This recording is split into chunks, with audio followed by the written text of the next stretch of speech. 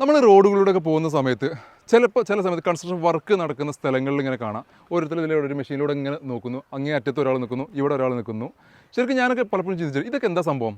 ഇത് മനസ്സിലൊരു അളവെടുപ്പ്, അതായത് സർവേ നടക്കുകയാണെന്നുള്ളത് എനിക്കറിയാം. പക്ഷേ ഇത് എങ്ങനെയാണ് പ്രവർത്തിക്കുന്ന കാര്യങ്ങളൊന്നും എനിക്കറിയില്ല. പല സ്ഥലങ്ങളിലും ഞാൻ വർഷങ്ങളായിട്ട് കാണുന്ന നിങ്ങളും പല സ്ഥലങ്ങളിൽ ഇത് കണ്ടിട്ടുണ്ടാവും. പക്ഷേ നിങ്ങൾക്കും ഇത് അറിയുന്നുണ്ടാവില്ല ഇത് എന്താണെന്നുള്ളത്.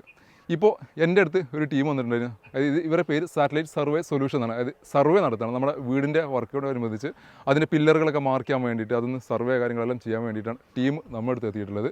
നമ്മുടെ അസ്ലമാണ്. അസ്ലം, വെൽക്കം. അപ്പോൾ എൻ്റെയൊക്കെ ഒരു കുട്ടിക്കാലത്ത് മുതലുള്ള ഒരു ഡൗട്ടായിരുന്നു. ഞാൻ തുടക്കത്തിൽ പറഞ്ഞ പോലെ തന്നെ ഇതെന്താണെന്നുള്ളത് അറിയില്ല. പലർക്കും നമ്മുടെ വ്യൂവേഴ്സിനൊന്നും ഇതറിയില്ല ഇതെന്താ സംഭവം എന്നുള്ളത്. ശരിക്കും ഇതിനെപ്പറ്റി ഒന്ന് വിവരിച്ചു കൊടുക്കാൻ പറ്റുമോ? ഇത് GPS ആണ്, RTK റോവർ എന്നാണ് ഇതിന് പറയല്. ഇതിന്റെ മുന്നേ നമ്മൾ ചെയ്തിരുന്നത് ടോട്ട് സ്റ്റേഷൻ ആണ്. അതിന്റെ മുന്നുള്ളത് ഓട്ടോ ലെവലാണ്. ഓട്ടോ ലെവലായിരിക്കും കൂടുതൽ റോട്ടിൽ നിന്ന് നമ്മൾ വിസിബിൾ ആയിട്ട് കാണുക. അതേപോലെ ഒരു സ്കൈൽ വെച്ചിട്ടൊക്കെ ആയിരിക്കും അവർ സർവേ കാണുക. അത് കഴിഞ്ഞിട്ടുള്ള മോഡലാണ് ടോട്ട് സ്റ്റേഷൻ വരുന്നത്. സർവേ ആണ് ചെയ്യുന്നത്, മൊത്തത്തിൽ സർവേ. അത് ഓരോ പർപ്പസിന് ഉപയോഗിക്കുമ്പോൾ എക്യുപ്മെന്റിൽ മാറ്റങ്ങൾ വരുത്തും. അപ്പോൾ ഏതൊക്കെ ടൈപ്പ് സർവേ? ഇപ്പോൾ റോഡ് കണ്ടിട്ടുണ്ട്, അതേപോലെ റോഡിന്റെ സർവേ ചെയ്യാറുണ്ട്, അതിന്റെ ടോപ്പ് എടുക്കാറുണ്ട്, പിന്നെ കോണ്ടൂർ സർവേ ചെയ്യുന്നുണ്ട്. ലാൻഡ് ഒരു പ്രോപ്പർട്ടി ഞാൻ വാങ്ങുമ്പോൾ അതിന്റെ ഏരിയ സർവേ എന്നാ പറയാ. അതിൽ പിന്നെ നമ്മൾ ഡീറ്റെയിലും കാര്യങ്ങളും എടുക്കാനാണ് കോണ്ടൂർ സർവേ പറയുന്നത്. അതിൽ ലെവൽസ് ഉണ്ടാവും, മരങ്ങൾ ഉണ്ടാവും, അറ്റാച്ച്ഡ് റോഡ് കാര്യങ്ങൾ, അതിന്റെ ഉയരങ്ങൾ എല്ലാം ഡീറ്റെയിൽ ആയിട്ടാണ് കോണ്ടൂർ സർവേ ചെയ്യുന്നത്. അതിന്റെ പുറമെ നമ്മൾ പിന്നെ അതിൽ നമ്മൾ ബിൽഡിംഗ് സെറ്റ് ചെയ്തിട്ട് അത് സെറ്റ് ഔട്ട് ചെയ്യും. ബിൽഡിങ്ങിന്റെ ഓരോ കോർണർ വെച്ചിട്ട് നമ്മൾ സെറ്റ് ഔട്ട് ചെയ്തെടുക്കും. അതുപോലെ തന്നെ അതിലുള്ള കോളങ്ങൾ, ഓരോ പില്ലറുകൾ വരുമല്ലോ, പില്ലറുകൾ മാർക്ക് ചെയ്യും. അത് ഓരോ സ്റ്റേജിൽ മാർക്ക് ചെയ്യും. അതായത് ഫസ്റ്റ് നമ്മൾ കുഴി എടുക്കാൻ വേണ്ടിട്ട് ഇനീഷ്യലി നമ്മൾ സെറ്റ് ഔട്ട് ചെയ്യും. അതാണ് ഇപ്പൊ നമ്മളിവിടെ കണ്ടിട്ടുള്ളത്, കുഴി എടുക്കാനുള്ളത്. അത് കഴിഞ്ഞിട്ട് പിന്നെ PCC ചെയ്യാൻ വേണ്ടിട്ട്, അതേമാതിരി ഇപ്പോ ഇതിന് ബെൽറ്റ് ഇടാൻ വേണ്ടിട്ട്, ഇങ്ങനത്തെ കാര്യങ്ങൾക്ക് വേണ്ടിട്ട് ഇപ്പൊ നമ്മൾ ചെയ്തുകൊണ്ടിരിക്കുന്ന ഗ്രിഡ് ലൈൻ. ഇതിന്റെ മുമ്പ് നമ്മൾ സാധാരണ ടാപ്പ് പിടിച്ചിട്ട് അളക്കുന്ന പരിപാടി ഇല്ലായിരുന്നു അല്ലേ? അതിന്റെ ഒരു പുതിയ വേർഷൻ, അഡ്വാൻസ്ഡ് വേർഷൻ, ഫുള്ളി സാറ്റലൈറ്റഡ് ആയിട്ട്. ഇത് ഫുള്ളി സാറ്റലൈറ്റ് ആണ്.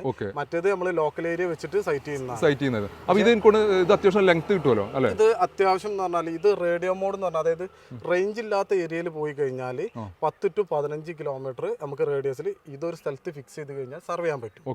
അത് പുറമെ പിന്നെ നമുക്ക് വൈഡ് ഏരിയ പോകണം, അങ്ങനത്തെ സിറ്റുവേഷൻ വരികയാണെന്നുണ്ടെങ്കിൽ, ഇപ്പോൾ ഒരു 50 ഏക്കർ 60 ഏക്കർ എന്നുണ്ടെങ്കിൽ റേഡിയോ മോഡ് ചിലപ്പോൾ എല്ലാ സാഹചര്യത്തിലും യൂസ് ചെയ്യാൻ പറ്റും. അങ്ങനെ സാഹചര്യത്തിൽ ഇതിനുള്ളിൽ നമുക്ക് സിം ഇൻസേർട്ട് ചെയ്യാൻ പറ്റും. സിം വെച്ച് റീചാർജ് ചെയ്ത് കഴിഞ്ഞാൽ, നോർമൽ ഡാറ്റ റീചാർജ് ചെയ്ത് കഴിഞ്ഞാൽ നമുക്ക് എന്താ വെച്ചാൽ ഇത് 50 കിലോമീറ്റർ വരെ റേഞ്ചിൽ നമുക്ക് വർക്ക് ചെയ്യാൻ പറ്റും. അപ്പോൾ എത്ര വലിയ പ്രോപ്പർട്ടി ആണെങ്കിലും നമുക്ക് സിമ്പിൾ ആയിട്ട് നമുക്ക് ടാപ്പ് പിടിച്ച് അളന്ന് തിട്ടപ്പെടുത്തേണ്ട കാര്യമില്ല. ഇത് റോഡിന്റെ പർപ്പസിന് മാത്രമല്ല, വീടിന്റെ ആവശ്യങ്ങൾക്കും ഏത് ഭൂമിയും കാര്യങ്ങളെല്ലാം അളക്കാൻ പറ്റുന്നത് എന്നെ സംബന്ധിച്ചൊരു പുതിയ അറിവായിരുന്നു. ചിലപ്പോൾ നമ്മുടെ വ്യൂവേഴ്സിന് ചിലപ്പോൾ ഇത് പുതിയ അറിവായിരിക്കും, കാരണം ഇത് സംഭവം കാണുന്നുണ്ട് പലരും, പക്ഷേ എന്താണെന്നുള്ളത് പലർക്കും അറിയാത്തൊരു പ്രശ്നം ഉണ്ടായിരുന്നു. പല സ്ഥലത്ത് നമ്മൾ സെറ്റ് ചെയ്ത് നോക്കുമ്പോൾ പലരും ചോദിക്കും എന്താ സംഭവം എന്നില്ല. കാരണം എല്ലാവർക്കും ഇത് സാധനം കാണുന്നുണ്ട്, പക്ഷെ എന്താന്നുള്ളത് കറക്റ്റ് അറിയില്ല, പർപ്പസ് എന്താണെന്ന് ആർക്കും അറിയില്ല. അതെ. അപ്പോൾ നിങ്ങൾക്കൊക്കെ ഇപ്പോൾ ഏതെങ്കിലുമൊക്കെ നിങ്ങളുടെ പ്രോപ്പർട്ടികളോ അല്ലെങ്കിൽ എത്ര വലിയ പറമ്പായാലും 50 കിലോമീറ്റർ വരെ ഡിസ്റ്റൻസിലുള്ള സ്ഥലങ്ങൾ നിങ്ങൾക്ക് അളന്ന് തിട്ടപ്പെടുത്താണെങ്കിൽ അണുമണി തൂക്കം അങ്ങോട്ടോ ഇങ്ങോട്ടോ വ്യത്യാസമില്ലാതെ കറക്റ്റായിട്ട് നമ്മൾ ടാപ്പ് പിടിക്കുമ്പോൾ തന്നെ ചിലപ്പോൾ അങ്ങോട്ടും ഇങ്ങോട്ടും ചെറിയ വ്യത്യാസം വരാനുള്ള ചാൻസ്. ടാപ്പിൽ വേരിയേഷൻ വരാൻ കാരണം എന്താ വെച്ചാൽ ലെങ്ത് കൂടുമ്പോൾ ടാപ്പിന് ഒരു തൂക്കം വരും. കറക്റ്റ്. ലെങ്ത് പിടിക്കുമ്പോൾ ഓവർ വലിച്ചു പിടിച്ചു കഴിഞ്ഞാൽ ടാപ്പ് എന്ത് ചെയ്യും, വലിഞ്ഞു.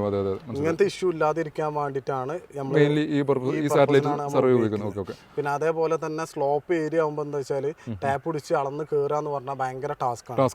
ഇതാവുമ്പോൾ താഴെ വെക്കുന്നു, പിന്നെ മേലെ നമ്മൾ പോയി ഏത് പോയിന്റാണ് നമുക്ക് ആവശ്യമുള്ള പോയിന്റുകൾ പിക്ക് ചെയ്താൽ 2 പോയിന്റിൽ വെച്ച് കഴിഞ്ഞാൽ അതിന്റെ ഡിസ്റ്റൻസ് അത് എങ്ങനെ കിട്ടുന്നത് വെച്ചാൽ വാട്ടർ ലെവലാണ്, അല്ലെങ്കിൽ എയർ ഡിസ്റ്റൻസ് ആണ് വരിക. ഒരു ഹൈറ്റുള്ള പോയിന്റ് ആയാലും ഒരു താഴത്തുള്ള പോയിന്റ് ആയാലും അതിന്റെ എയർ ഡിസ്റ്റൻസ് ആണ് കാൽക്കുലേഷൻ വരിക. നമ്മളെ സ്ലോപ്പ് ഡിസ്റ്റൻസ് അല്ല. സ്ലോപ്പ് ഡിസ്റ്റൻസ് ആകുമ്പോൾ പ്രശ്നം എന്താ വെച്ചാൽ ടാപ്പിൽ നീളം കൂടും, പക്ഷേ ഏരിയ നമുക്ക് കിട്ടൂല. ഭൂമിയിൽ അത്ര സ്ഥലം ഉണ്ടാവില്ല. അതിന് സിമ്പിൾ ആയിട്ട് പറഞ്ഞപ്പോൾ എന്താ വെച്ചാല് നമ്മളൊരു സ്ലോപ്പുള്ള സ്ഥലം ഷാർപ്പായിട്ട് കട്ട് ചെയ്ത് കഴിഞ്ഞാൽ ആ ഗ്രൗണ്ടിൽ കിട്ടുന്ന ഏരിയ ഉണ്ടല്ലോ, അതേ നമുക്ക് ഭൂമിയിൽ കിട്ടുള്ളൂ. ഇങ്ങനെ സർവ് ചെയ്യുമ്പോഴും അതാണ് കിട്ടുന്നത്. മറ്റേതെന്താ വെച്ചാൽ ലെങ്ത് കൂടുന്നല്ലാതെ ഭൂമി കൂടുന്നില്ല. അത് പണ്ടത്തെ സർവേയിൽ പറയുന്നത് എന്താ വെച്ചാല്, പണ്ട് ടാപ്പ്, ചെയിൻ, ഇങ്ങനത്തെ തിയോട്ട്ലൈറ്റ് ഇങ്ങനത്തെ എക്യുപ്മെന്റ് വെച്ചിട്ടാണ് ചെയ്തിരുന്നത്. അന്നത്തെ ഏരിയ സർവ് ചെയ്യുമ്പോൾ 1 ഏക്കറിൽ ±5 പോയിന്റ് ഉണ്ടാവുന്നതാണ്. അതായത് 1 ഏക്കർ അളന്നു കഴിഞ്ഞാൽ 95 സെന്റും ആകാം, ഒരേക്കർ 5 അങ്ങോട്ടും സെന്റ് ആവും. ആകാം. അത് കറക്റ്റ് ആയിക്കോണമെന്നില്ല. കറക്റ്റ് ആയിക്കോണം. ഓക്കെ. കാരണം അന്ന് അത്ര ഇതേ ഉള്ളൂ, അന്ന് അത്ര എക്യുപ്മെന്റ് ഉള്ളൂ, അത് വെച്ചിട്ട് സർവ് ചെയ്യുന്നതുകൊണ്ടാണ്. അപ്പോൾ അതിന്റെ ടെക്നോളജിക്കൽ വേർഷൻ ആണിത്. ടെക്നോളജി ഒരു അണിമണി തൂക്കം നിങ്ങളുടെ പ്രോപ്പർട്ടി കൊടുക്കാൻ അല്ലെങ്കിൽ വാങ്ങാനൊക്കെ ഉണ്ടെന്നുണ്ടെങ്കിൽ അങ്ങോട്ടോ ഇങ്ങോട്ടോ അണിമണിത്തൊക്കെ വ്യത്യാസമില്ലാതെ കറക്റ്റായിട്ട് അളന്ന് തിട്ടപ്പെടുത്തണമെന്നുണ്ടെങ്കിൽ സാറ്റലൈറ്റ് സർവേ സൊല്യൂഷൻ ആണെങ്കിൽ ഏറ്റവും നല്ല വഴി. അപ്പോൾ പിന്നെ അസ്ലം ഭായിനെ കോൺടാക്ട് ചെയ്യാനുള്ള നമ്പർ താഴെ കൊടുക്കുന്നുണ്ട്. നിങ്ങൾ എവിടേക്ക് ലൊക്കേഷനിലാണ് ഈ സർവീസ് കൊടുക്കുന്നത്? കേരളത്തിൽ എവിടെ വന്നാലും, കേരളത്തിൽ എവിടെയാണെങ്കിലും നിങ്ങൾക്ക് ഇവർ വിളിച്ച് കോൺടാക്ട് ചെയ്ത് കഴിഞ്ഞാൽ നിങ്ങളുടെ പ്രോപ്പർട്ടിയിൽ വന്നിട്ട് ഇവർ ഇതേപോലെ അളവ് തിട്ടപ്പെടുത്തി തരും. നിങ്ങളുടെ കറക്റ്റ് സ്കെച്ചും കാര്യങ്ങളൊക്കെ ആക്കിയിട്ട് നിങ്ങൾക്ക് മാർക്ക് ചെയ്ത് തരും. അപ്പോൾ ഇത് പിടിച്ചാൽ ഞാനൊരു വാഹനം കൂടി പരിചയപ്പെടുത്തണം. എനിക്ക് ഒരു നല്ല അടിപൊളി സിയാസ് വാഹനം കൂടി നമ്മുടെ സ്റ്റോക്ക് വന്നിട്ടുണ്ട്. അതിൻ്റെ വീഡിയോ എടുക്കാൻ വന്നപ്പോഴാണ് ഇതിൻ്റെ പരിപാടി ഇവിടെ നടക്കുന്നുണ്ട്. അപ്പോഴാണ് എനിക്കിങ്ങനെ ആലോചിച്ച് ഞാനിങ്ങനെ കാണുന്നുണ്ടല്ലോ, റോഡിലൊക്കെ പോകുമ്പോൾ ഈ സംഭവം കാണുന്നുണ്ട്. പലർക്കും അറിയാത്തൊരു കാര്യമാണെന്ന് വെച്ചിട്ട് നിങ്ങൾ കൂടി ഇത് ഷെയർ ചെയ്ത് തന്നത്. 2016 മോഡൽ നിൽക്കുന്ന ZD ഹൈബ്രിഡ് എഞ്ചിനിലിരുന്ന സിയാസ് നമ്മുടെ സ്റ്റോക്ക് വന്നിട്ടുണ്ട്. സെക്കൻഡ് ഓണർഷിപ്പിൽ 1 lakh കിലോമീറ്റർ നല്ല അടിപൊളി ക്വാളിറ്റി നിൽക്കുന്ന വാഹനം. ഹൈബ്രിഡ് എഞ്ചിൻ ആയതുകൊണ്ട് തന്നെ 22 കിലോമീറ്റർ നമുക്ക് ഷുവർ ഡീസൽ മൈലേജ് പ്രതീക്ഷിക്കാമെന്നുള്ള ഈ ഒരു വാഹനത്തിൻ്റെ ഏറ്റവും വലിയ പ്രത്യേകത.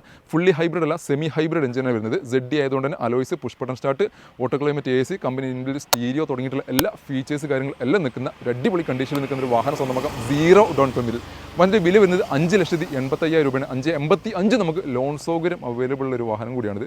അപ്പോൾ ഇത്തരത്തിൽ സഡാൻ വാഹനങ്ങൾ, അത്യാവശ്യം നല്ല ക്വാളിറ്റിയുള്ള വാഹനങ്ങൾ, അതേപോലെ തന്നെ മൈലേജ് കാര്യങ്ങളെല്ലാം ഉള്ള സഡാൻ വാഹനം അന്വേഷിച്ച് നടക്കുന്നതാണെങ്കിൽ ബുക്കിംഗ് കണ്ടിട്ട് ഞങ്ങളുടെ താഴെ കാണുന്ന നമ്പറിൽ ബന്ധപ്പെടുക. ഇപ്പോഴത്തെ വാഹന വിശേഷങ്ങൾക്ക് ഞങ്ങളുടെ പേജ് ഫോളോ ചെയ്യുക.